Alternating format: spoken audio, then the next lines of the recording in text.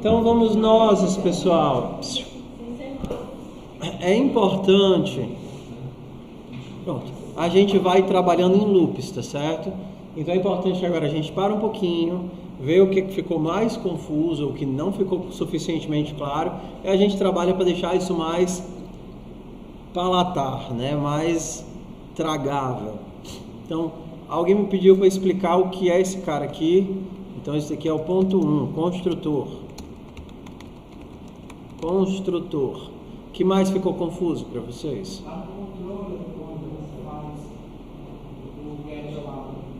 Onde? Tu tem linha? Pronto. Com certeza isso daqui é muito confuso, né? O try-catch, exceções. A gente vai fazer alguns exemplos hoje de exceções. Bora, o momento é agora. O que é que ficou confuso? Peraí, como é?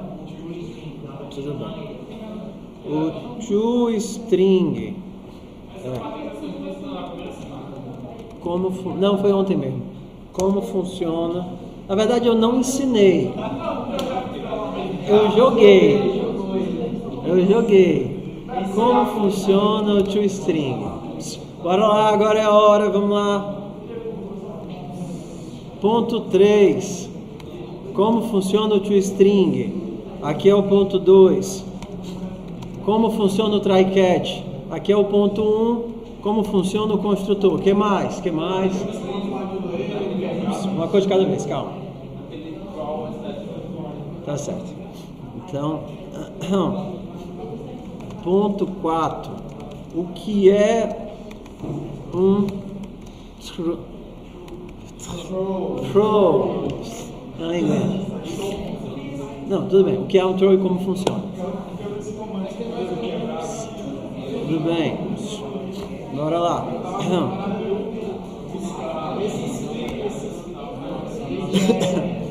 Revisar o... Nem sei que ponto é esse, né? Ponto N. Revisar o fluxo de console. Tá certo. O que mais?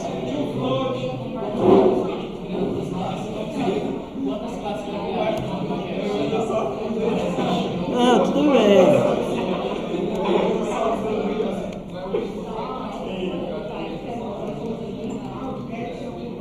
Aqui já está no ponto N mais 1, né? Pessoal, é entropia. Tá. Então, vamos. Aí, isso daí já é outra questão de. Então, vou colocar aqui o ponto ninja, né? O que é a vida? Onde encontro o amor? Quantas classes vou criar? Vamos deixar essa para o final, que ela é um pouco mais difícil. Ok? Todo mundo sincronizado aqui? Não, de cara, vamos logo... como é que eu diminuo esse negócio? Ok. De cara. Mais alguma coisa que vocês querem que a gente refaça, reveja ou explique com mais detalhes? Ou já foi? Equals. Ok, onde é que tem um equals aqui? Tá certo. Equals. Ponto N mais 2. Equals. Vem de onde? Daqui a pouco a gente chega lá.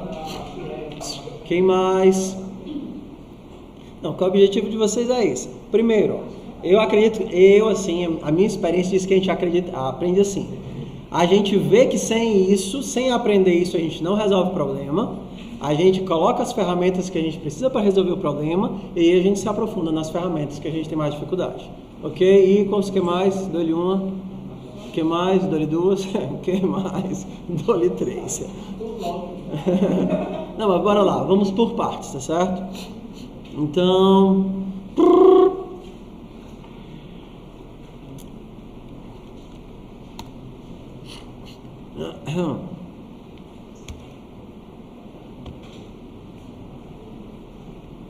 Então vamos lá. Primeiro vamos entender o conceito de construtor, diferenciar método de função, tá bom? Vocês aprenderam sobre funções em FUP. Então, quando você tinha lá, você tinha uma função soma. Vamos lá, quem vem do C aqui? Do C ou do C++? Quase todo mundo. Quem vem do Python aqui?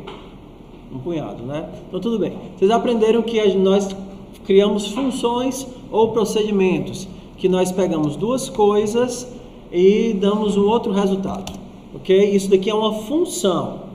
A diferença de uma função para um método é que um método é uma função de um objeto, ok? Então, quando a gente tem, sei lá, a classe pessoa, a nossa pessoa não, vamos fazer assim, a classe personagem, o nosso personagem pode andar, o nosso personagem pode falar, ok? Isso são ações, são comportamentos do personagem. Então a gente não chama essas coisas daqui de funções. Isso não é função, isso é um método. Por que isso daqui é um método? Porque quem vai falar e quem vai andar são os personagens, mas não o personagem classe. Os personagens, objetos criados a partir da classe. Tipo, então bora nós. Tipo aqui. Se eu tivesse, fazem várias linguagens, tá certo? Se eu tivesse em C++, só para dar um exemplo de linguagem, eu faria isso daqui. Personagem fulano. Pronto. Acabei de criar fulano e em C++ isso não é como em Java, né? Não é uma referência. Isso daqui é realmente um bloco de memória que contém um personagem. Se eu estivesse em Python, eu faria fulano é um personagem, ok? Posso fazer assim, tá certo?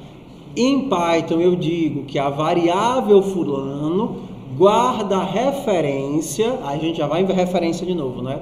Guarda a referência de um objeto personagem que foi criado bem aqui.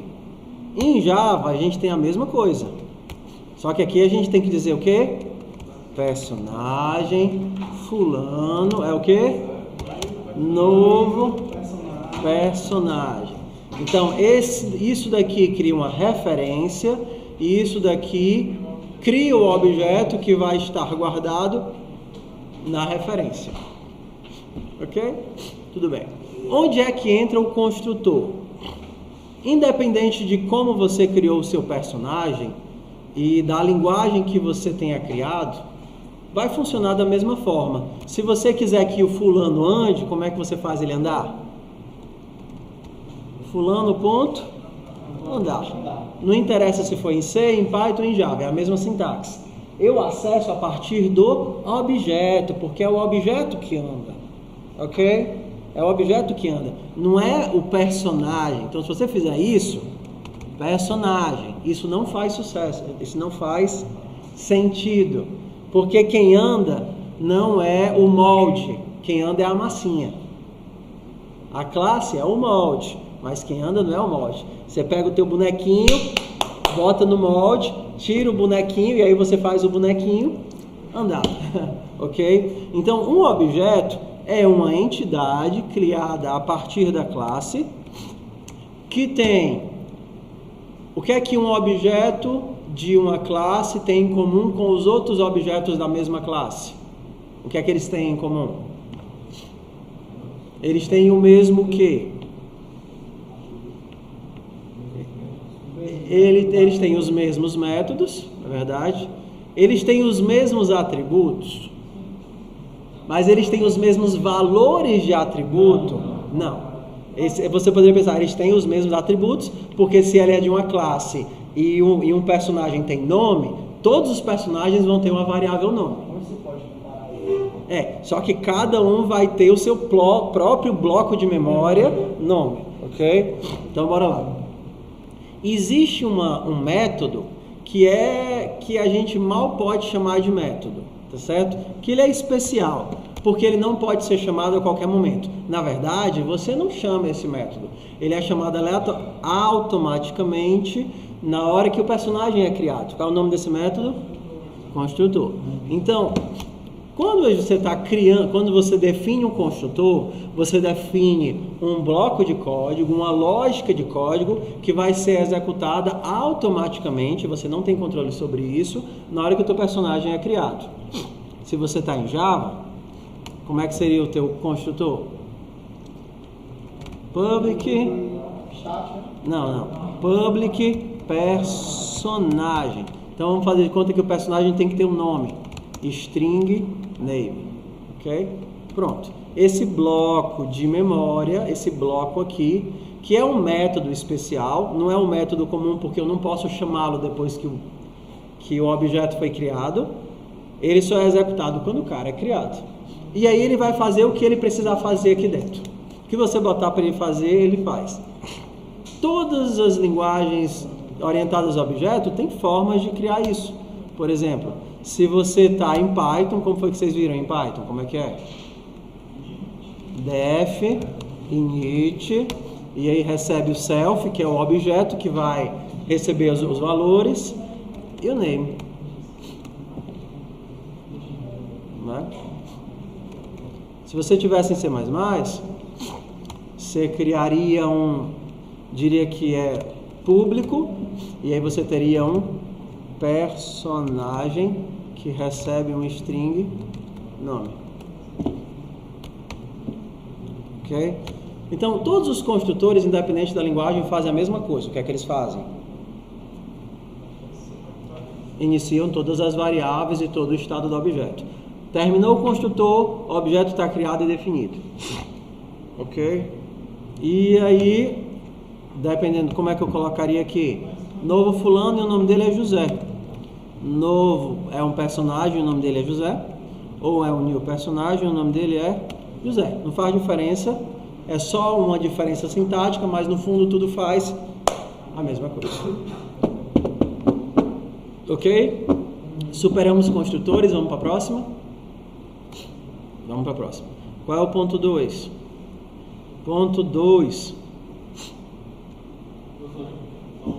Diz. O nome dele ser o mesmo nome da classe? Sim. Em Java tem que ser o mesmo nome da classe. Senão ele não descobre que é o construtor. Em Java, que aí vocês viram que isso daí muda de acordo com a linguagem. Né? Por exemplo, em JavaScript ou TypeScript, o nome do método olha como é legal, o nome do método é constructor. Então o constructor recebe um name que é uma string. Então isso é só diferença sintática, né? É a forma como eu descrevo o que é que eu quero obter. Não tem, mas deve. Se você não tiver construtor, os atributos todos vão ser inicializados com valor padrão. Ou seja, você vai ter os atributos. Se ele é um inteiro, ele vai inicializar com 0. Se ele é um string, ele vai iniciar vazio. Se ele é uma referência a alguma coisa, ele vai inicializar com nulo. A vantagem é que toda variável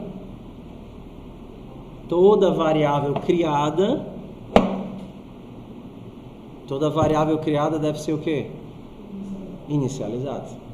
Não inicializa uma variável e você acabou de colocar uma cobra no seu bolso.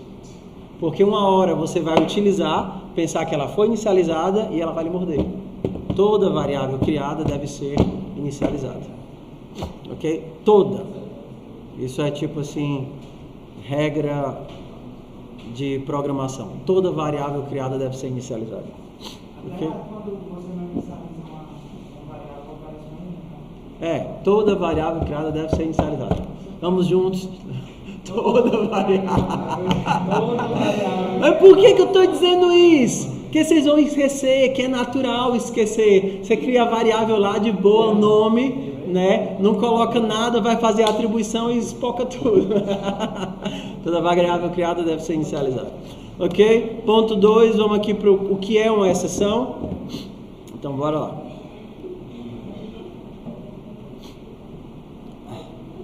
Eu não sou uma pessoa muito organizada nas minhas descrições, né? Eu estava fazendo as coisas meio aleatoriamente. Eu não sei fazer de forma de forma que fique para a posteridade. Isso são métodos. Vou colocar aqui. Esses são construtores. Ok, né? Como os exemplo de como instanciar objetos em várias linguagens. Olha como tá ficando legal? Várias linguagens. Não, mas sempre coloco. Se vocês me lembrarem de salvar, exemplos de como instanciar. Deixa eu botar aqui já. TypeScript. Let fulano recebe new personagem, que é o José. Chamando métodos. Ok. Então isso daqui é a primeira parte que são os construtores. Vamos aqui para a segunda parte. Segunda parte a gente quer entender sobre o que é um try-catch, correto? O que é uma... Quando eu ponho um parâmetro lá. Certo. Na minha ele vai exigir que você também agrega e fala. Tá. Bora lá. Vamos lá. Perguntinha. Como funcionam, generalizando, tá certo? Como funcionam parâmetros de uma função, de um método? Isso é geral, tá certo? Como é que funcionam os parâmetros? Parâmetros funcionam diferente dependendo de cada linguagem. No Java não existe parâmetro default, não existe parâmetro opcional, não existe parâmetro... não existe nada disso. Então tudo que é parâmetro tem que ser passado. Ok? Então, por exemplo, se você definiu que nessa função charge ele recebe um int, se eu quero chamar a função charge, o que é que o compilador vai exigir? Que eu passe o int. Se eu não passar o int, o compilador não deixa, simples assim. Ok? Eu não tenho outra opção. Uma coisa que a gente tem em Java, pelo menos isso, é sobrecarga de métodos. Então eu poderia criar uma outra função charge só com os parâmetros diferentes, né? desde que os parâmetros sejam diferentes nos tipos ou quantidades. Por exemplo, se eu fizer isso, int pontos, não pode, porque é int, ele não vai saber qual int ele está se referindo, tá certo? Mas se o tipo for diferente, um float, ou então um int e outra coisa qualquer, se a assinatura dos métodos é diferente, na assinatura a gente só pensa no tipo. Então ele aceita que eu tenha vários métodos. Isso a gente chama de sobrecarga de métodos ou polimorfismo de método. Várias formas. Polimorfismo, várias formas. Sobrecarga, uma nova carga, um novo exemplo. Então, por exemplo, se eu não... É idiota isso daqui, mas só para ficar claro, tá certo? Então, se eu não passar nenhum parâmetro, ele vai chamar essa função aqui, ok? E aí eu poderia dizer que se ele não chamar nenhum parâmetro, ele vai fazer isso. O que é que eu estou fazendo aí? Se eu não passar nenhum parâmetro, é como se eu estivesse passando o valor 1. Ok? Não é assim? Essa função chama essa. É recursão? É recursão, sim ou não? A função está chamando ela mesma? Sim ou não? Não. Porque tem dois chaves. Porque é outra função. O nome é igual, mas são funções diferentes. O nome é igual, mas são funções diferentes, são blocos de memória diferentes. Essa questão do nome igual é só para simplificar, porque aí quando você faz uma chamada de função lá na main, ó, quando você está aqui na main e faz calc.charge, ele vai te mostrar que existem duas opções de charge, ok? Mas são métodos diferentes. Tem o mesmo nome, mas eles não têm sequer a mesma assinatura. O que é uma assinatura de um método? Os parâmetros e o tipo de quê? De retorno. Então a assinatura, nome, parâmetros, retorno, diz. Se chamar essa segunda, sem um parâmetro, ele chama a primeira. Ele chama a primeira, é isso. Porque em Java a gente não tem o que a gente tem, por exemplo, em outras linguagens. Em Java a única coisa que pode ter é sobrecarga com nomes diferentes, mas você não tem ordem de parâmetro aleatória, você não tem parâmetro opcional, você não tem parâmetro default. Só para explicar o que é que eu estou dizendo para ver se faz sentido para vocês, tá certo? Então, antes de exceções, que como é um assunto um pouquinho mais delicado, vamos entender aqui passagem de parâmetros, ok? Dá um exemplo aqui. No C++, professor, que marmota é essa? Não é para a gente aprender uma linguagem só? Não, para você aprender a orientação a objeto, ok? Às vezes a gente fica tão bitolado em só ver uma linguagem que a gente acha que o mundo é aquilo, né? Então vamos lá, só para vocês entenderem o que é passagem de parâmetros. Quando eu defino uma função de C++, por exemplo, usando a função charge, né? Void charge int carga, int value. Eu posso ter o que a gente chama de parâmetro default. Significa, se a pessoa não passar nenhum valor, eu vou assumir que o valor vai ser o quê? 1. Isso é prático, né? Ou então, ou então o construtor, né? Tipo assim, a gente está falando na calculadora, né? Pessoa. Por exemplo, eu posso criar uma pessoa. E na hora que eu vou criar uma pessoa, eu posso dizer que o nome, se ninguém passar nada, o nome dela vai ser fulano. Se ninguém passar nada, a idade padrão dela vai ser 0. E se não passar nada, o sexo dela vai ser feminino. Devia ser fulana, né? A fulana é feia, mas não vai ficar assim, fulano. Cicrana. Pior ainda, né? Vamos entender o que é isso, passagem de parâmetro. Então, nesse caso, a linguagem dá suporte pra gente, porque a gente chama de parâmetro default. Significa que se a pessoa não passar o sexo, o que é que ele vai assumir que o sexo é feminino? A variável recebe esse valor. Se ele não passar a idade, ele assume que a variável idade vai ser 0. Só que quando eu crio a pessoa, eu tenho que criar na ordem. Tipo, pessoa Maria recebe. Pessoa Maria. Qual é o nome dela? Maria. Pronto. Qual vai ser a idade dela? Qual vai ser o sexo dela? Feminino. Entenderam o que é um parâmetro default? O que eu não posso fazer é isso. Isso faz sentido para vocês? F.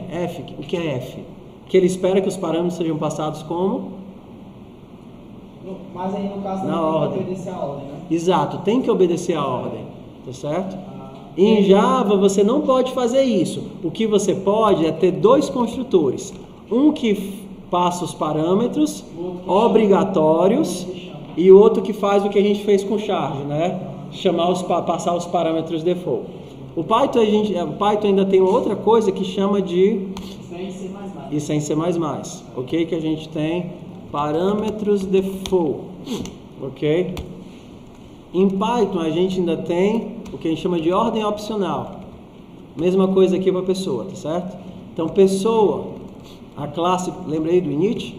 Init, self, a gente teria nome, fulana, qual é o outro? Idade, 0, sexo, F. Só que não, em Python você não tem tipagem. Não, você tem tipagem, mas ela não é explícita. Isso daqui é um string, isso daqui é um inteiro, isso daqui é um string. Mas eu não tenho que dizer que é, ele faz inferência. Porque se eu estou recebendo isso daqui, é óbvio que esse negócio é um string. Ok? Tudo bem? Só que como eu tenho parâmetros opcionais, em Python eu posso fazer assim. A Maria, ela é uma pessoa. Só que eu só vou dizer que o sexo dela é M. Não, Maria é especial. Okay? Ué, qual vai ser o nome do objeto Maria? Bem, né? Ups. Qual é o default? Ah, fulana. Fulana. Qual vai ser a idade de Maria? E qual vai ser o sexo? Masculino. Por quê? Porque o Python permite que eu defina apenas as variáveis que eu quero, desde que eu coloque o mesmo nome aqui. E olha que vai o objeto realmente assim, tem uma classe. Porque na verdade isso daqui é o nome da variável. Você não diz que isso daqui é uma pessoa, ele faz inferência. Ou seja, se isso daqui está recebendo um objeto pessoa, então qual é o tipo desse negócio aqui? Pessoa, é assim que funciona. Ok? Se essa variável recebe um objeto do tipo string, então ela é string. Se recebe um objeto de pessoa, então ela é pessoa. Então, na questão dos parâmetros, aí cada linguagem vai ter seus paranauês. Quando você vai para outros tipos de linguagem, como JavaScript, aí a bodega fica muito maior. Mas aí vocês vão ter que estudar sozinhos, eu não vou falar disso não. Sucesso, parâmetros, pelo menos agora diz. Não diz isso não. Ah, tá, ó. Stop record.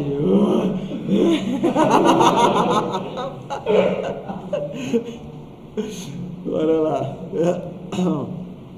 Cadê, mano? Onde é que eu tava aqui escrevendo ata aqui? Ok, sucesso, passagem de parâmetros. Tem outras coisas lá, mas o suficiente pra gente é isso. Então, em Java, a gente só tem parâmetros forçados. Não temos parâmetro default, não temos parâmetro opcional, não temos passagem seletiva, não temos nada disso. Botou o parâmetro, tem que colocar o valor. O máximo que você tem é sobrecarga de... Qual é o máximo que você tem? Sobrecarga de... Método. Sobrecarga de método. Se você não for parâmetro, ele aceita, não você quer, mas a partir do momento que eu já ponho lá. Se você cria o parâmetro lá na função, você é obrigado a colocar, senão ele nem compila. Diz. Você pode passar qualquer coisa como parâmetro. Né? Qualquer coisa. Por exemplo, eu posso dizer que, supondo aí... Não, um método, eu posso passar um método como parâmetro. Pode passar qualquer... Em Java... Ele tem essa flexibilidade. Peraí, não. Para eu poder passar um método como parâmetro, é que uma coisa puxa a outra, né? Métodos como parâmetros, tá? Para eu passar um método como parâmetro, eu tenho que a minha função tem que ser uma coisa que a gente chama de first class, né? É um objeto de primeira classe. Até o Java 7, métodos não eram first class, então eu não teria a opção de passar um método como parâmetro para outra coisa. Eu acho que a partir do Java 8 a gente tem o que a gente chama de funções lambda. Funções lambda. Então uma função lambda é um método que eu crio um bloco de código que eu posso passar por parâmetro. Essas daqui eu posso. Ok? Cada linguagem tem linguagens que tem mais suporte e outras menos suporte. Tá certo? Mas eu posso passar qualquer coisa que seja first class por parâmetro. Né? Qualquer coisa. Vamos lá. Vamos pro próximo? Bora pro próximo. Qual é o próximo? Vamos começar dos mais fáceis, né? A gente já foi construtores. ToString. ToString é legal. ToString é fácil. Vamos lá pro ToString, tá certo? De onde é que vem o ToString? ToString tem praticamente todas as linguagens, com uma variação ou outra, tá certo? Que normalmente ele é um método chamado automaticamente. Então, até mesmo o Python faz isso. Até o Python, que ele é... esqueci o nome. Ixi. Segmentation fault aqui. Segmentation fault total, ok? Acho que eu perdi o bloco de memória, algum bad block aqui no meu HD. Não lembro.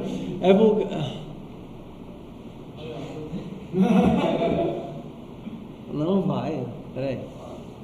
Vai explicando a que você lembra e tal. Não vai não. Vai explicando se você lembra. Tudo bem, tudo bem. Tá, lembrei, ok. Então vamos lá. Existem duas coisas quando a gente vai falar de linguagens. A gente tem linguagens com tipagem forte e linguagens com tipagem fraca. Alguém consegue chutar o que é isso? Tipagem forte é no caso vai e fraca, no caso. Não. Você tem que pensar, colocar em int o nome da variável, já você já... Ah, então é o contrário. A gente tem mais duas coisas, que é tipagem implícita e tipagem explícita. Olha lá. O que é uma tipagem, ou normalmente tipagem implícita, são linguagens dinâmicas. Linguagens dinâmicas. Mas vamos lá. O que é uma tipagem forte? Tipagem forte é quando eu não misturo, a linguagem não mistura tipos. Tipo, numa linguagem de tipagem forte, você não consegue somar um string com um inteiro. Exato, você tem que pegar esse inteiro e converter esse inteiro para string, ok? Java, ela normalmente é uma tipagem, ela é uma linguagem de tipagem forte, mas ela faz algumas coisas que a gente diz, algumas facilidades para você não ter que escrever quilos e quilos de código. Então, quando você acha um string no Java, por exemplo, quando você faz aqui no Java, né? Quando você está aqui no Java e faz um sysout, system.print.out, certo? Comi 2 salgadinhos. O Java aceita isso? Não. Só se você comentou dois. Só se for lá escrito primeiro. O Java comentou dois em string, ele aceita, mas aí... O Java aceita isso daqui, eu misturar a soma de strings com inteiros? Aceita. Aceita, se fizer é o que ele acabou de dizer. O quê? Preciso colocar conversão? Não. Quando o Java pega, acho que a gente até fez aqui, ó. Não. Em algum lugar quando a gente dá o print, ó, isso daqui é um string e o resultado disso daqui é o quê? É um float. Eu estou somando um string com float. Mas faz sentido isso? Faz, desde que você faça o quê? Converta o float para string. Mas é você que faz ou é o Java que está fazendo isso automaticamente? É o Java que está fazendo. Então, nesse caso, a gente diz que é um exemplo de tipagem fraca. Ou seja, ele mesmo está pegando dois tipos distintos e operando sem que eu tenha expressado que ele deve fazer isso.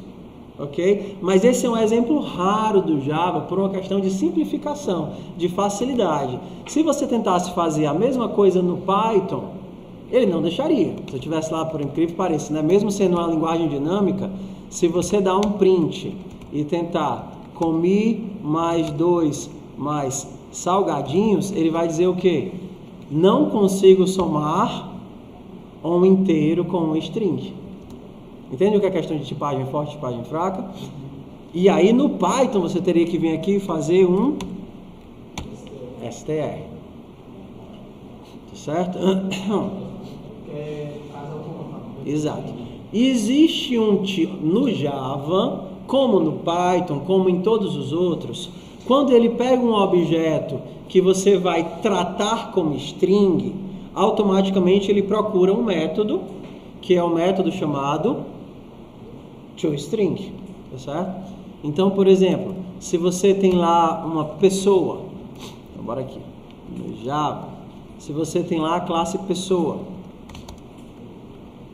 e na tua classe pessoa você tem um public, e esse public é importante, porque toda classe de Java, mesmo que você não diga, não escreva aqui, toda classe Java é filha do object, ou seja, herda o que o object tem. E object tem um métodozinho que é public toString, public string toString, tá certo? E aí, automaticamente o método que está lá no object vai retornar, quando você chamar por ele, pelo toString dele, o nome da classe e o endereço de memória do objeto.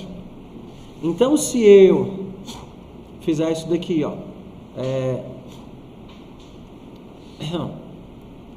sei lá, pessoa Maria recebe new pessoa Maria 16. Comi 2 salgadinhos com Maria. O que é que ele vai fazer bem aqui?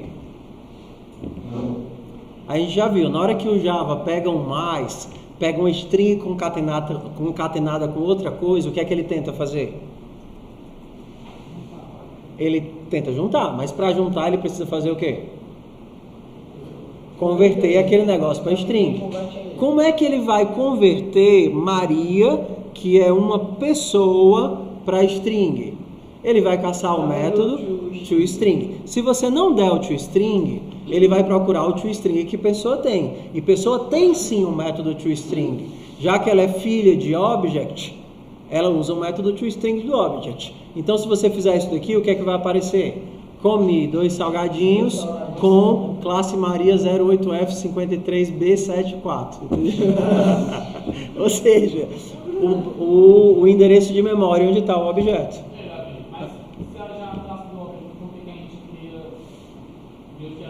Pronto, porque quando você faz isso, você está fazendo não uma sobrecarga, mas uma sobrescrita.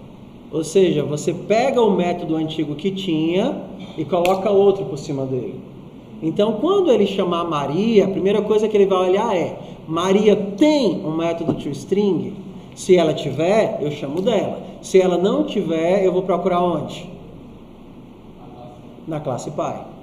Então, por exemplo, você cria um mamífero e depois o cachorro e depois o cachorro chinês e depois o cachorro chinês morto. Então, se você manda você pede o toString do cachorro chinês morto, ele primeiro procura no morto. Se não conseguir, ele sobe uma classe, vai para o cachorro chinês. Se não conseguir, ele sobe outra classe, ele vai para o cachorro. Porque ele vai procurar esse método em algum lugar. Ok? E se a classe ou os filhos dela tiverem, aí ele vai procurar no mais extremo. Então, quando eu faço isso daqui, se eu retornar nome mais des.nome, o que é que vai aparecer? Comi 2 salgadinhos com... Comi 2 salgadinhos com...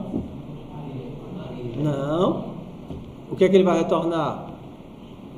Nome Maria. Então vai aparecer isso daqui, ó.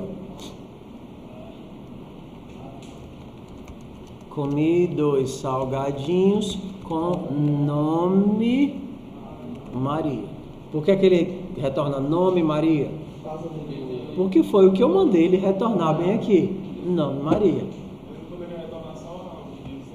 Ele poderia retornar só o des.nome. O código é meu, se eu quiser a bicha nojenta da Maria, entendeu? Não interessa, vai aparecer aqui, com a bicha nojenta da Maria. Bicha nojenta. O código é meu, eu faço o que eu quiser no meu código.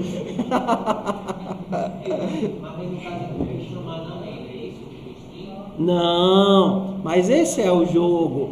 Como o Java e praticamente todas as linguagens fazem essa inferência automática, na hora que você coloca um objeto, ele vai tentar converter isso daqui para toString, mesmo que você não chame. Você não tem bem aqui que você não tem que fazer isso. Você pode fazer isso? Pode, porque o método é público, é visível, é acessível. Mas você precisa fazer isso? Não, porque se você não fizer, o compilador vai fazer automaticamente por você. Se você não fizer, o compilador vai fazer automaticamente por você. Então isso funciona em praticamente todas as linguagens. Então, se você está em Python, o método que define o toString é o str, né? Self. Você está em TypeScript, o método que define é o toString, igualzinho. ToString igualzinho. Ok? Aí quando você cria esse método, toda vez que o objeto precisar ser convertido automaticamente no string, é esse cabinho aqui que vai ser chamado. Você não precisa chamar explicitamente. Precisei transformar no string, ele chama o toString. Sucesso? Na verdade, Diz. eu coloco no código de Java. Lá no código. Aí é. Porque assim, não, nesse PO float. Isso, que ele vai lá para a classe PO. Tá. Se eu não quisesse fazer isso, eu teria que dar alguma forma. Isso daqui não é um string, não é um vetor de strings. Só que a minha função ela espera o quê? Um float. Em Java, para eu converter de string para float, eu tenho que fazer algo como float.parse float. Aí no caso não precisaria do documento. Não precisaria desse daqui. É só para deixar o Paranauê um pouquinho menos sobrecarregado. Entendeu? Ó, vamos lá. O que é que só lembrando, o que é que essa variável bem aqui é? Tá vendo essa variável o i, que a gente chama de user input? O que é que o user input é? Qual é o tipo dele? Ó, criei ele bem aqui, ó. Qual é o tipo? Não, ele não é um string, ele é um array list, ou seja, um vetor, tá certo? Um array list é um vetor em Java. O string é o tipo que vai ser armazenado. É. O user input, ele é um vetor de strings. Estou fazendo força aqui porque no Java esse cara é e não é um vetor. No Java é o mais próximo, não, talvez tenha, né? Mas assim, o array list é uma coisa parecida com um vetor. Porque um vetor de verdade, ele garante alocação contínua e acesso aleatório. O array list garante acesso aleatório, ou seja, eu posso pular para um local qualquer, mas ele não garante memória contínua. Então, não necessariamente o objeto 51 está uma posição de memória na frente do 52, né? Porque o Java trabalha com blocos contínuos de memória, né? Então, na verdade, o array list ele é uma série de blocos contínuos de memória. Precisou de mais memória? Não cabe aqui porque tem outra coisa. Então ele utiliza uma estrutura, aloca um bloco de memória no outro canto e vai preenchendo. Mas mesmo assim ele permite acesso aleatório. Ah, quer pular para o elemento 300? O elemento 300 está nessa posição, aí pula para o elemento. Mas não necessariamente é memória contínua, certo? Então seria uma coisa próxima de um vetor. Então se esse cara é um array list de strings, na hora que eu pego o elemento 1, eu estou pegando o elemento de que tipo? String. Mas o divisão, ele quer um string? Não. Como é que eu converto de string para float? É o float. Ah, mas a gente é o Exato. Conversões. Aí tem um negócio de espaço no seu Conversões. Caches entre tipos, né? Caches entre tipos. Como é que eu troco no Java, como é que eu troco de string para float? No Java eu vou chamar o quê? Float, porque aqui no caso float é a classe float. Parse float. Esse parse float é um método de que tipo, já que eu estou chamando a partir da classe? Ó, parse float, eu não estou chamando a partir de um objeto float, eu estou chamando a partir da classe float. Se eu estou chamando parse float a partir da classe, ele é um método de que tipo? Estático. Porque métodos estáticos eu não chamo a partir do objeto, eu chamo a partir da classe, ok? E aí ele recebe uma coisa, por exemplo, 5. Ponto é vírgula, acho que é ponto. 5.78. O que é que esse bloco de código vai me retornar? 5.78. Só que agora como float. Ok? Como é que eu faço isso em Python? Alguém sabe? É difícil. Não, é assim. Float de 5.78.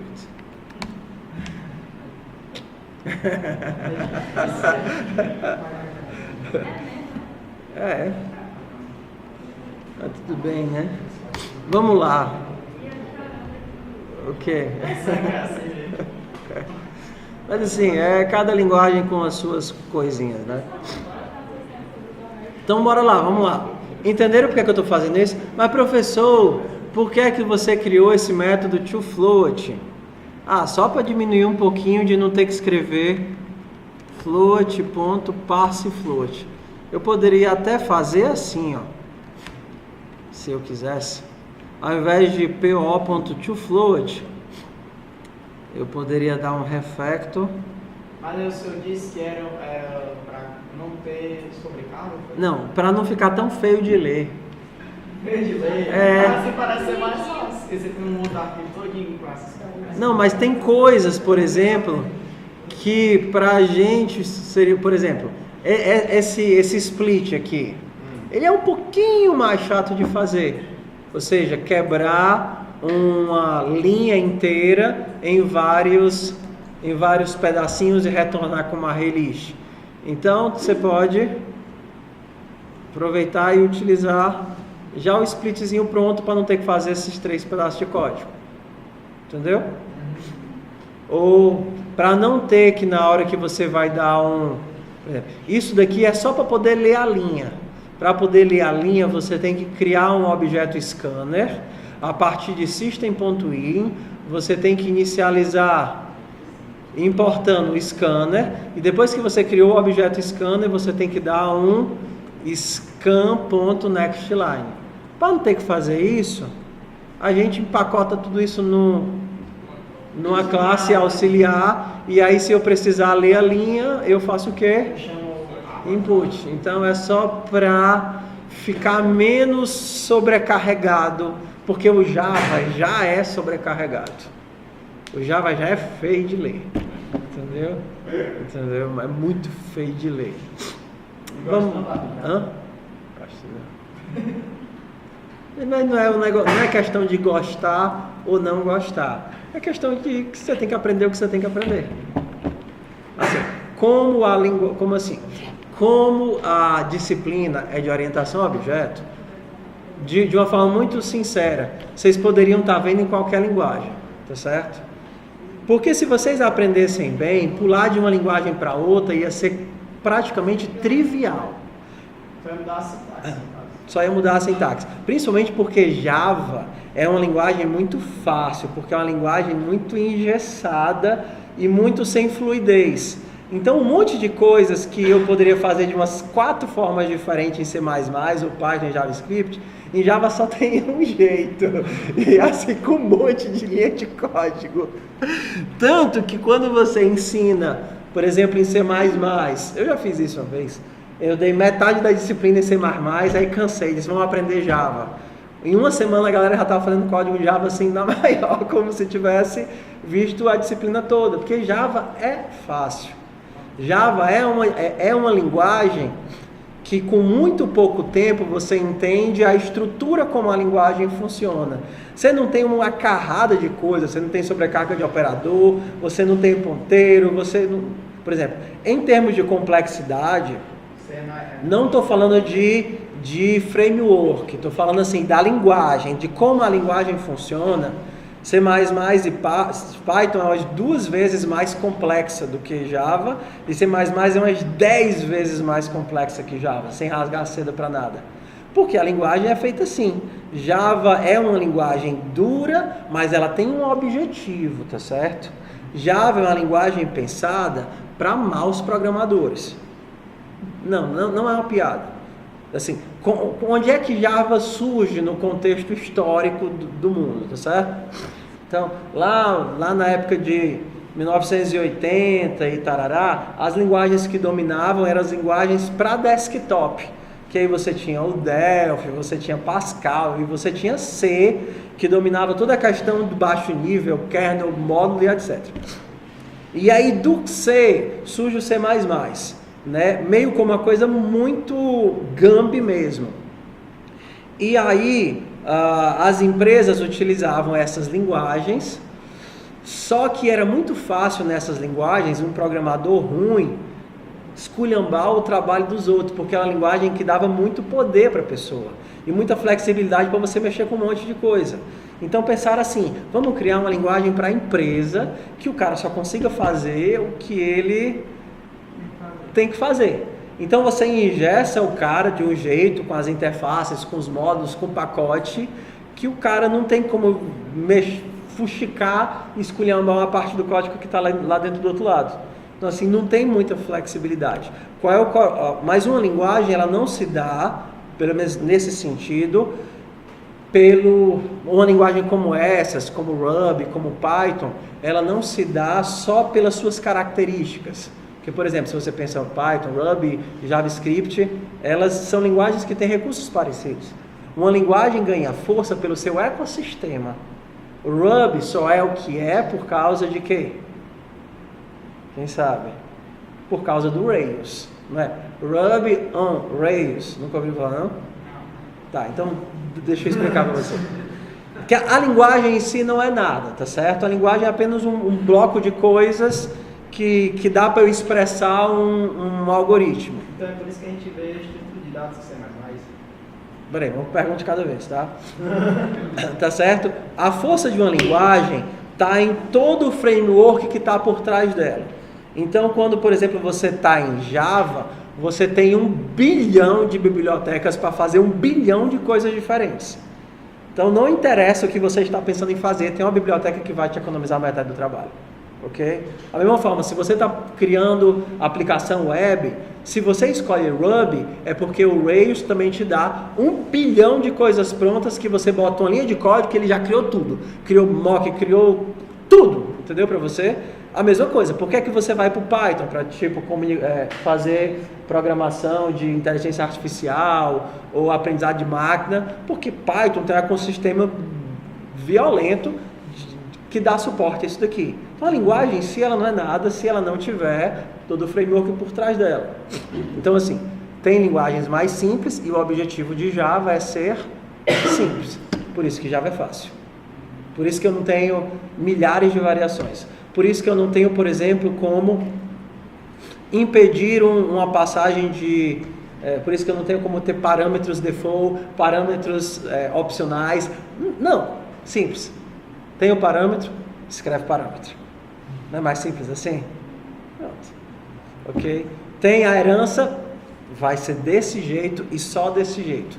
Não tem como fazer ligação tardia, não tem como esconder método, não tem como não forçar a virtualização, não tem como... Assim. E o objetivo dela é esse, tá certo? Por isso que eu vou ficar o tempo todo abrindo parênteses quando eu estiver falando da linguagem, para a gente entender que não é a única forma de que as linguagens funcionam, tá certo? Então bora lá que hoje é mesmo para a gente tirar a dúvida. A gente estava falando de conversão, né? Não. Né? E aí, por isso que a gente escreve esse negocinho aqui. Cadê você, amigo? Por isso que a gente escreve isso daqui. Porque eu tenho uma string e eu quero um float. Aí você pode fazer de boa. Float.parseFloat. Ok? Próximo. Esse daqui já foi, né? Por que o toFloat? É a mesma coisa, é só para diminuir. Ok, vamos lá para o equals. Vocês sabem que é equals? Tá, então vamos lá. Equals. Mesmo lance de sempre. Equals.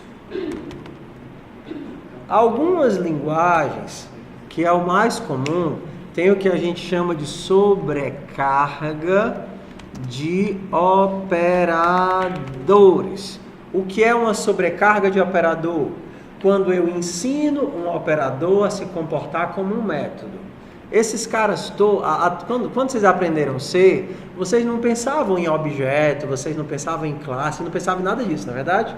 Então tudo era variável primitiva. Você tinha int, você tinha float, você tinha char, era tudo variável primitiva. Enquanto você tem variável primitiva, você não tem referência. Então o teu igual é justamente o que ele devia ser. É uma verificação de que se esse bloco de memória tem o mesmo conteúdo desse bloco de memória. Se isso daqui é um int, é para saber se o valor desse... Se o valor do bloco de memória, dos bits, que está nesse int, 1000010001, é o mesmo desse cara, 1000010001. Só que quando você vai para Java, que é uma linguagem parcialmente orientada a objetos, por que é parcialmente? Ah, meu Deus. Já colocaram essa música aqui? Vocês sabem que música é essa, não, né? Não. Ela lá. Hã?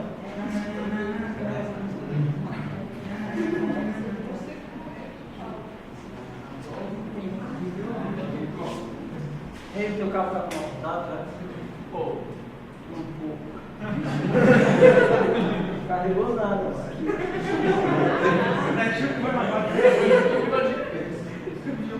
Vou pegar esse outro carro aqui, você não quer não. Quem era o outro celular que eu peguei o cabo? Deixa? E não deixa não. Brincadeira. Não, eu acho assim, eu acho que a gente pode brincar e é legal, mas desde que a gente respeite os caras, respeite as pessoas. Eu fiquei fumando no Kenga quando fizeram a postagem lá do VSF, vocês viram não, né? Não, tudo bem, deixa pra lá. Depois vocês procuram. Não, mas deixa pra ver depois, tá certo? Só pra dar o contexto. Você chega com um professor novo no campus, aí os alunos fazendo bullying com o professor novo no campus. Ah, mas eu... Aí em cima do cadáver dos caras, né? Vamos nós, mas depois, tá certo? Depois. Então vamos aqui. Sobre a carga de operadores. Pressão. Foco. Por que que Java é parcialmente orientada a objetos? Tudo em Java é um objeto, sim ou não? Não. Uma coisa em Java que não é um objeto. Boa. Um tipo em Java que não é um objeto. Um inteiro. Por exemplo, int A. Isso daqui é um objeto? Não.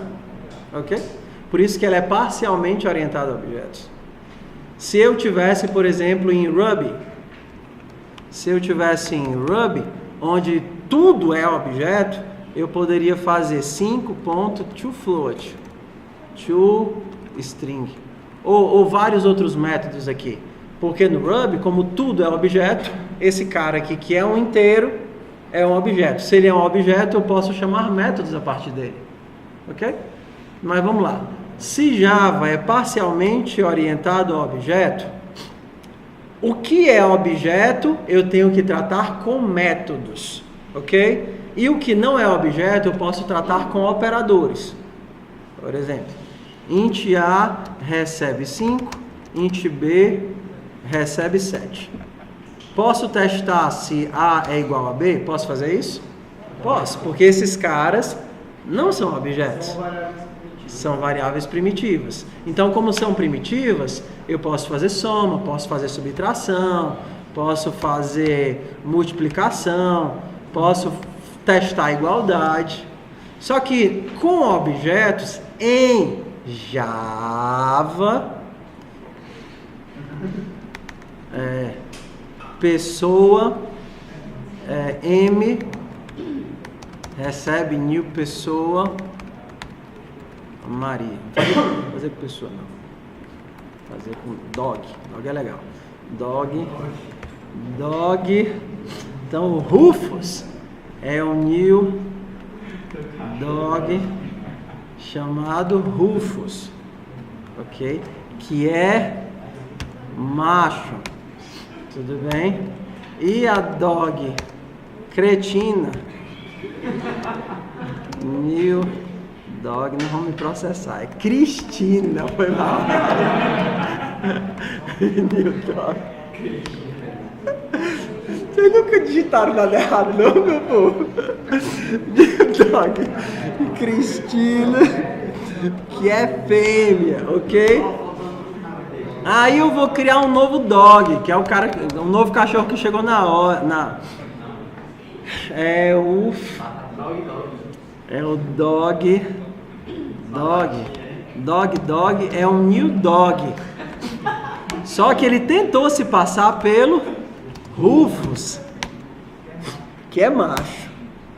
Eu estou agora trabalhando com primitivas ou com objetos? Objetos. Se eu estou trabalhando com objetos, eu não posso fazer Rufus mais Cristina. Eu não posso fazer Rufus é igual a Cristina, porque isso são operadores.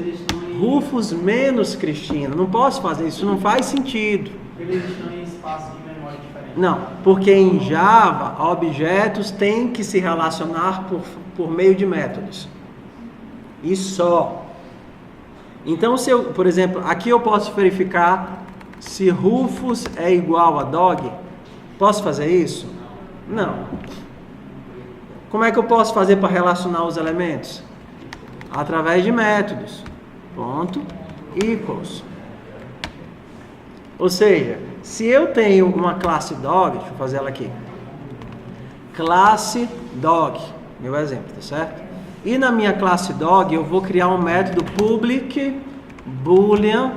Lembra que eu sobrescrevi o toString? Vou sobrescrever o equals.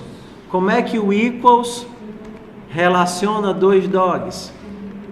Eu poderia dizer retorne se des.nome for igual a d.nome e des. Como é? Sexo foi igual a d.sexo. Se o meu toString é dessa forma, se o meu toString for dessa forma, esse equals aqui vai retornar verdadeiro ou falso? Peraí.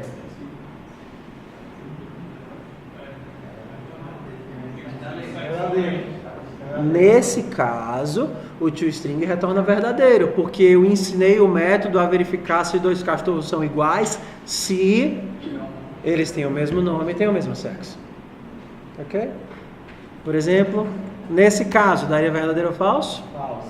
Falso. Porque eles têm o mesmo nome, mas não têm o mesmo sexo. Então, isso daqui... Não. Se eu não tivesse esse ponto equals aqui, aí ele utilizaria o ponto equals default. Não. Eu nem sei, mas assim, muito provavelmente o ponto equals default vai fazer justamente isso. Rufus, é a mesma coisa aqui, é igual a dog. Os dois são o mesmo objeto. Os dois são o mesmo objeto. O mesmo objeto é a mesma coisa que perguntar: os dois são o mesmo bloco de memória? Não. São blocos de memória diferentes com os mesmos valores. Então isso daqui retorna o quê? Falso. Eles não são o mesmo objeto, ou seja, não são o mesmo bloco de memória. Ok? É assim em todas as linguagens? O que é que vocês acham? Não. Não. Por exemplo, no Python, eu posso dizer que se eu pegar, aqui ó, minha class dog, se eu pegar dois cachorros e eu tentar somar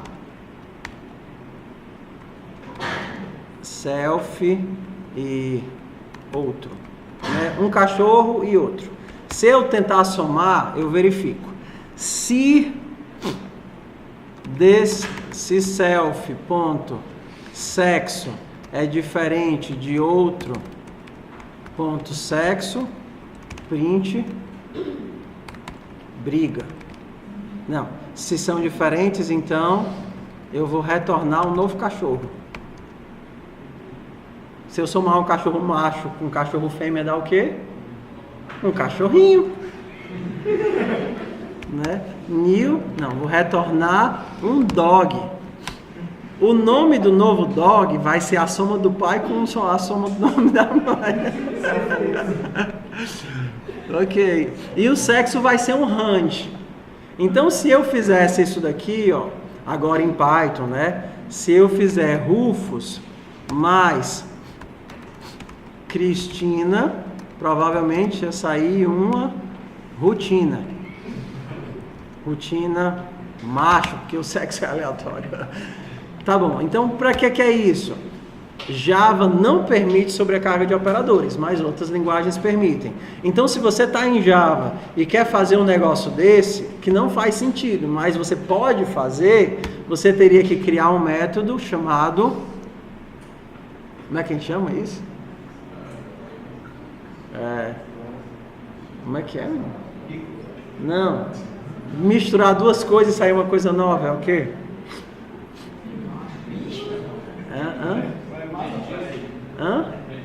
Mexiço não, mas se chama copular, mano. Copular. Não é isso que eu estou fazendo? Somos 2 cachorros para dar um cachorrinho. Tá. Então, em Java, se você quer operar 2 objetos, você tem que fazer através de métodos. E só. Ok? Igualdade, somar, subtrair, não interessa. Tudo bem? Sucesso, superamos o equals. Foi pro próximo. Equals. To string, o que faz aqui? O que é um throw? Agora a gente vai pro lance das exceções, né? Try catch e exceções, que é a mesma coisa, tá? Tá. Então vamos aqui pro lance das exceções. Ok.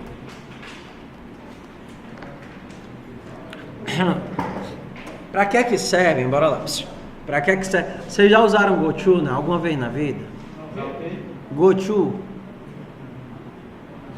Vocês sabem o que é um GoTo? Não. Parabéns para os professores de vocês, porque eles realmente não deveriam ter ensinado. Então isso é ponto para eles, tá certo?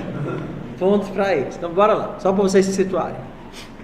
Antigamente, muito antigamente, enquanto as linguagens não eram estruturadas, você não tinha lá os controles de fluxo que a gente tem hoje, da forma como a gente entende hoje, ou até mesmo, alguém aqui fez Assembly, já programou algum correio Assembly, já em SO? Não.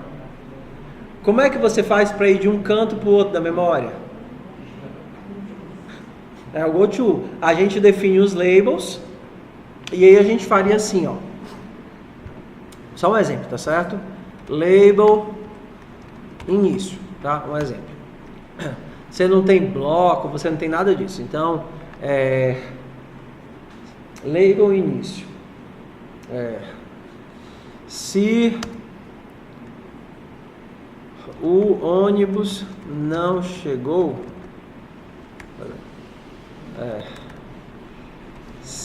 não fazer isso não, perder tempo. Mas qual é o objetivo disso daqui? Tudo bem. O objetivo é que você podia pular de um local do código para qualquer outro lugar do código dando um comando. Go to início. Go to parte 4. Go to rebobinar fita. Rebobinar fita.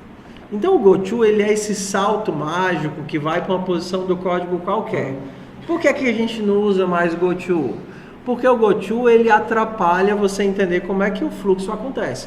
O certo é você usar os whiles, os laços, as funções, os booleanos e tudo certo, tudo as outras coisas. Mas quando a gente está trabalhando com erros, seria muito interessante se você pudesse pensar no mundo ideal, ok? Na hora que um erro acontecer, você avisa que o erro aconteceu e você tem esperança de que em algum lugar alguém vai cuidar daquele erro. Tá certo? Então, por exemplo, vamos imaginar aqui um cenário. Vamos imaginar aqui um cenário. Então, eu sou o diretor da empresa, tá certo? Eu sou o diretor da empresa. E o diretor diz a seguinte coisa. O diretor diz venda. Eu sou diretor de uma empresa de...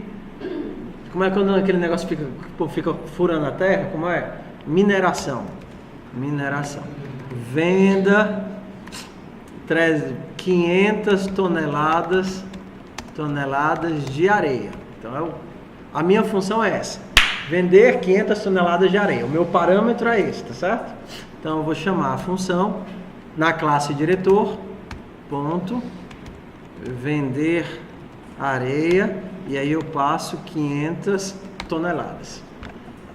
Quem vai tirar a areia vai ser o diretor? Não. Então, provavelmente o diretor vai chamar, dentro do código, o método dos subordinados. Então, o subordinado que tem acesso vai lá e vamos chamar abaixo do diretor, o coordenador, tá certo? O coordenador vai disparar vários processos. Então, um desses processos vai ser enviar caminhão para, sei lá, o tanque 2, para o morro 2, para tirar 200 quilos de areia.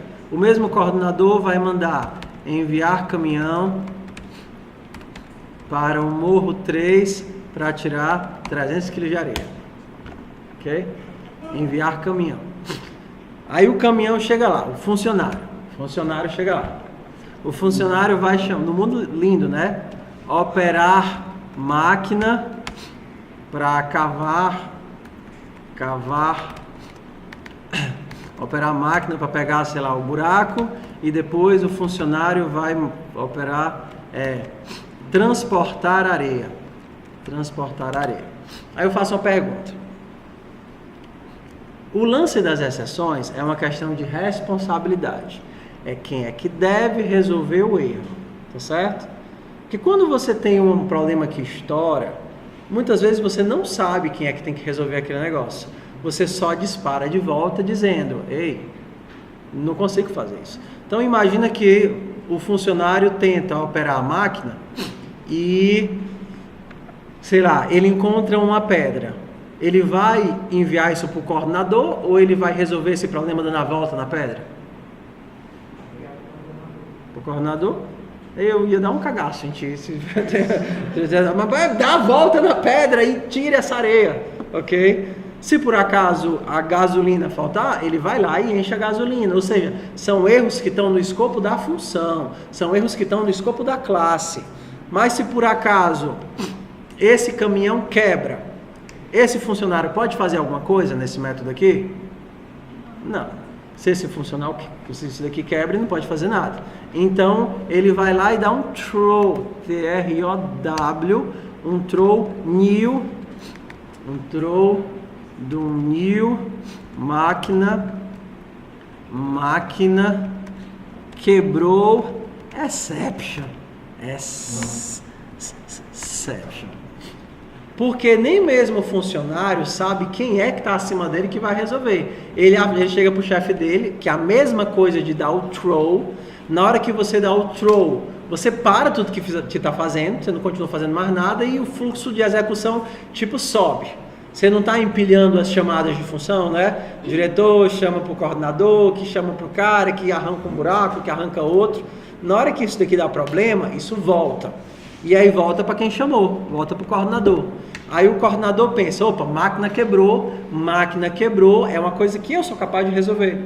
Então eu vou dar uma ordem lá para o setor de não sei o que para mandar uma máquina de reposição. Então tem um try bem aqui no coordenador que faz try funcionário.operar máquina e aí try funcionário.operar máquina. Ups. Ok? try do funcionário.operar máquina. E se por acaso o erro, bora lá, se por acaso, catch, se por acaso o teu erro for do tipo, qual é o tipo que eu consigo tratar aqui? Máquina quebrou exception. Se por acaso o erro for um erro que cai no meu catch, então é uma coisa que eu resolvo.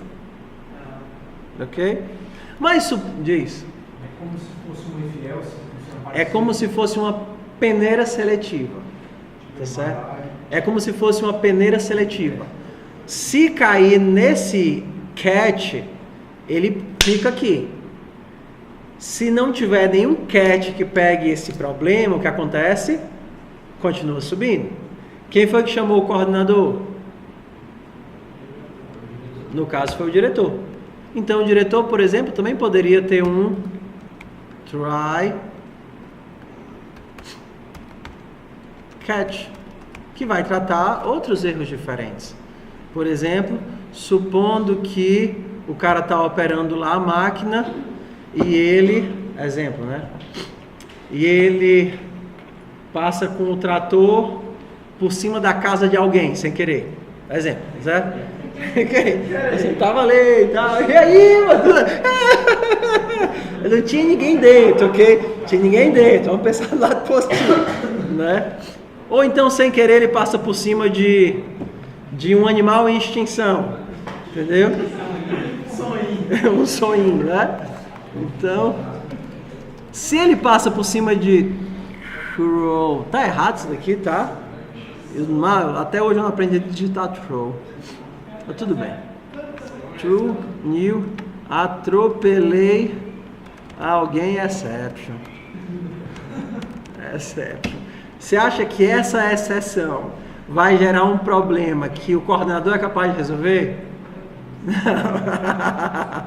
Isso vai parar lá em cima. Isso vai parar lá em cima. Então, o teu diretor vai ter um catch do tipo atropelei alguém, exception. Ok? E talvez ainda existam exceções que não vai cair em canto nenhum porque ninguém sabe o que resolver. Tipo, se acabar a areia, o coordenador manda para outro canto, mas vamos pensar aqui numa coisa bem diferente. Se por acaso ele está lá e ele é abduzido por um alienígena. Abduzido por um alienígena. Exception. Em Quixadá é super comum. Alienígena. Você nem escrever isso. Não, tá certo, cara. Tá certo isso. Tá parecendo. Tá errado. Hã? Não, OVNI exception, ok? Abduzido OVNI exception. Se der uma exceção que ninguém sabe tratar, o que é que vai acontecer? Vai subir, vai subir, vai subir, vai subir. E quando ninguém tratar, ela vai estourar para quem? Para o usuário, o cara que está rodando o programa. Então, essa é a ideia, esse é o conceito de se trabalhar com exceções. Você está dentro de um bloco de código, onde não é responsabilidade daquele cara lidar com aquele problema, você retorna. Assim, sem tanta elucubração sem sentido, mas para uma coisa mais real, tá certo? Então, imagina que a pessoa está digitando os dados, e aí no meio do requerimento do formulário dá um erro de acesso. Você tem duas opções. Você pode tentar de novo, você pode tentar recuperar do banco, você pode tentar no backup, ou se esgotarem todas as suas possibilidades, você estoura para o usuário. Ei, não consegui resolver. Ok? Então essa é a ideia das exceções. Ok? Por exemplo, no Java, quando você tenta abrir um arquivo, você tem várias possibilidades de dar erro, né? De dar exceção. Tipo, o arquivo não existe, o arquivo está corrompido, ou várias outras coisas. Eita pau, já deu 8 horas, pitombas. Vocês têm que me avisar, meu povo, uns 10 minutinhos antes para dar tempo de fazer a chamada. Ah, Senhor Jesus.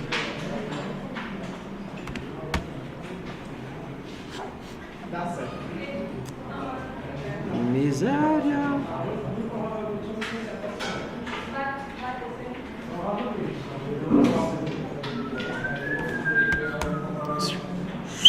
Bora lá. O que é que você vai fazer?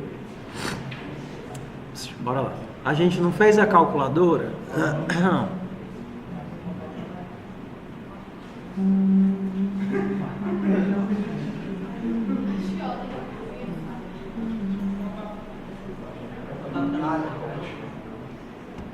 Pronto, vocês vão fazer um simples. Vamos começar do 1, o contato. Ok?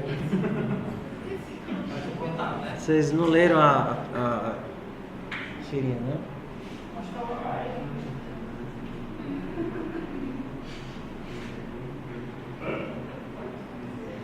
Só que veio nessa lista. Hã? A descrição ali do contato. Ah, tá. Vocês leram aqui do contato? Mas nem riram, rapaz. Ai, tudo bem. Ok? Então vamos lá. Então o objetivo de vocês é fazer, ou tentar fazer, tá certo? Isso daqui. Então, vocês vão criar uma classe contato. A classe contato vai ter telefones. Ó, você tem que criar a classe contato. A tua classe contato vai ter telefones. Tua classe contato vai ter um método adicionar telefone e o método remover telefone, ok? Um método toString que retorna, cadê? O contato, ó, o teu toString aqui, ó, o contato e a lista de telefones. Cada telefone. Aí é o telefone, não sei se carrete dele. Não. É porque para não colocar o número todo, né? Entendeu? Para não colocar o número todo é só simbólico. Cada telefone tem um identificador e um número. Isso daqui é só para simplificar, tá certo? Então, o contato tem um identificador e um número. E aí quando então assim, ó, é só um contato, não é uma agenda de contatos, tá certo? Lembra que a calculadora ela só fazia uma coisa? Então, ao invés de você ter uma classe calculadora, você vai ter uma classe chamada contato. Só que aí você vai criar uma outra classe chamada telefone. O teu contato vai ter vários telefones. Lá no teu controlador vão ter as seguintes opções. Quais são elas? Adicionar telefone, remover telefone, show, ok? E aqui fica só se vocês conseguirem, tá certo? Vamos tentar pelo menos fazer adicionar, remover e mostrar. Uma classe contato com nome e telefones e pelo menos esses métodos Até a próxima aula, cara. até semana que vem. Aí precisa enviar ou a gente traz aqui para a aula. Pitombas. Já acabou o nosso tempo, né? Crie uma conta do Git, pessoal, porque a gente vai fazer nossos códigos. Ao invés de usar o Moodle, a gente vai utilizar... Espera. Ao invés de usar o Moodle, a gente vai utilizar o Git. A gente vai colocar os nossos códigos no repositório externo. Então, você pode criar um Git e criar um repositório da disciplina e dar uma olhadinha de como é que você usa, pelo menos o basicão. O básico é bem fácil. Aí na semana que vem eu mostro como é que faz, mas o prazo da atividade é semana que vem. No máximo a gente tira dúvida na segunda para poder colocar na terça. Então é bom você já ter feito. Segunda não tem aula. Égua.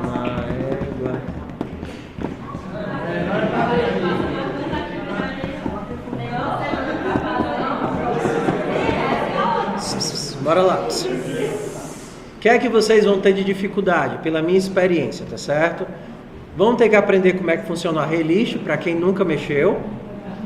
Adicionar no final criar um objeto, telefone, e adicionar no final da lista não é para ser tão difícil. O que vocês talvez tenham um pouco de dificuldade é como é que eu monto isso daqui, mas é o básico de FUP, né? Cria uma string, adiciona o nome para todos os telefones, pega o toString do telefone, tá vendo isso daqui, ó? Como é que você acha que isso daqui foi gerado? O toString do telefone. Então isso daqui é para ser assim. O telefone tem um método toString que retorna o quê? Isso daqui, tá vendo? Ó? Então, pega o toString do teu contato, vai pegar o nome e ir juntando com todos os telefones e no final você mostra. O que é que talvez seja difícil? Alguns tipos de controles, ó. Quando eu adiciono um novo telefone, o que é que eu tenho que verificar? Aqui o requisito é nunca repetir o mesmo identificador.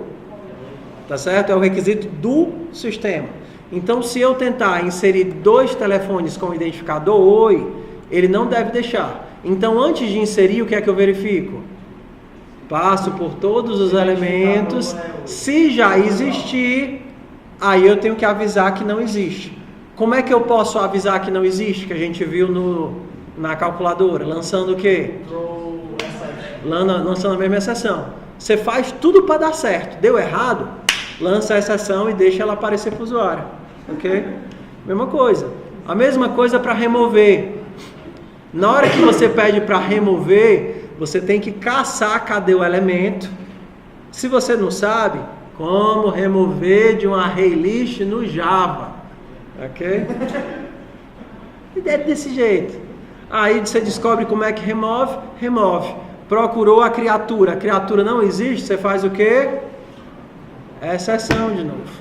Ok? E aí o último fica como desafio. Eu acho que vocês têm condição de fazer. Claro, alguns vão ter que se esforçar mais, outros vão ter que se esforçar menos. Uns vão ter que procurar muito no Google. Vocês podem trabalhar juntos, tá certo? Isso daí também você colocou aí embaixo. O que, mano? Como é que você fez isso?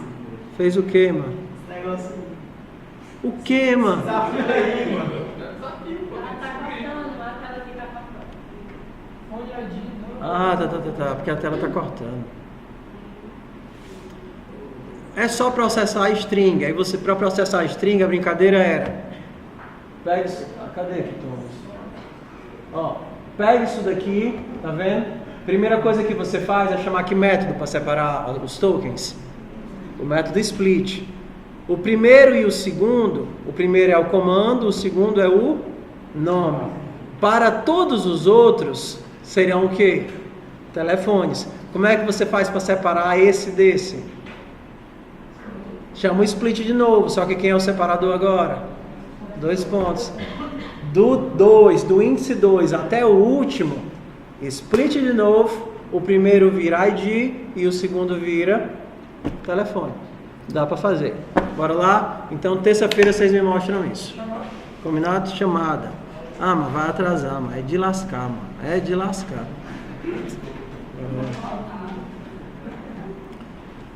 Mas tem 35 pessoas aqui dentro? Tem não, né? Ei, Davi, mas você quer que traga antes de enviar ou só... Não, eu vou tentar fazer... Vocês criem a conta no Git e criem um repositório da disciplina, ok? Aí vocês podem criar uma pastinha chamada 01 contato, que é o primeiro código que a gente está fazendo, né? 01 underline contato, eu mando a descriçãozinha no readme da disciplina, tá certo? E aí vocês botam o código lá dentro. Alessandro, mas como é que o cara perde uma aula dessa, né? Mano? É de lascar. Alex Lima. Amanda, desculpa. Amanda. Foi sem querer. Amanda. Antônio Caio. Arislânia. Calberton. Davi. Faltou? Dinei. Edson desistiu. Eduardo. Fernando. Francisco Felipe. Presente. Robson. Presente. Rosenbergson. Gabriel Lima. Gilvan. Gregório. Ivian. João Pedro. João Vitor. Johnny. Clerton. Karine. Leonardo. Maria. Matheus Félix. Henley. Robson. Mano, tem a gente. Vê quase todo mundo. Salmo. Samuel. Thiago. O Edson. Wesley. William. Zíbia. Tem uma galera que falta sempre nesse dia.